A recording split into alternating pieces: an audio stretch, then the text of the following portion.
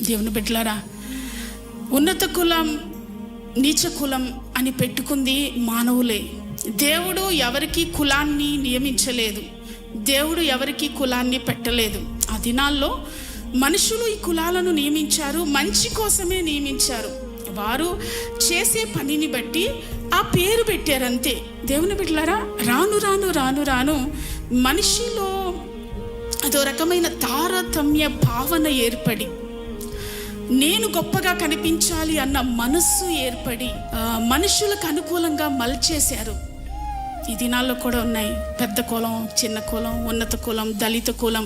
దేవుని బిడ్డలారా, యేసయ్య రక్తంతో కడగబడిన ఎవరికి కులాలు లేవు, తారతమ్యాలు ఉండకూడదు. ఏ కులము వారైనా యేసయ్య రక్తంతో కడగబడిన తరువాత మనం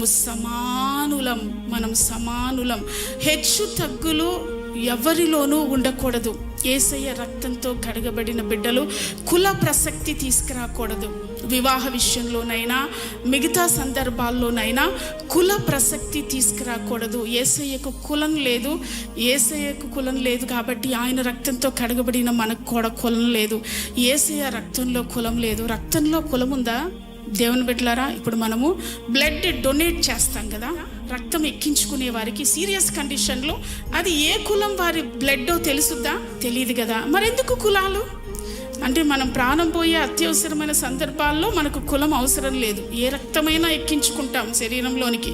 నిజంగా అది దళితులది అయి ఉండొచ్చు, లేకపోతే కొండ జాతి వారిది అయి ఉండొచ్చు. ఆ రక్తం ఎక్కించుకుంటామా?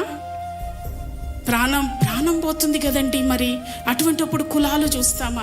మరి ప్రాణం పోయేటప్పుడు కులాలు చూడనప్పుడు మిగతా సందర్భాల్లో కులాలు ఎందుకు? కుల పట్టింపు ఎందుకు మనకి? దేవుని బిడ్డలారా, వివాహానికి కులం అవసరమా? వివాహం అంటూనే ఫస్ట్ అడిగేది వాళ్ళు ఏ కులం. అమ్మాయి ఫలానా కులమైన అమ్మాయి మాకు కావాలి, ఫలానా కులపు అబ్బాయి మాకు కావాలని ఫస్ట్ తల్లిదండ్రులు చెప్పే మాట ఇది. క్రైస్తవ్యంలో కులం లేదు. మన కులం క్రీస్తే, క్రీస్తు కులం మనది, అంతే.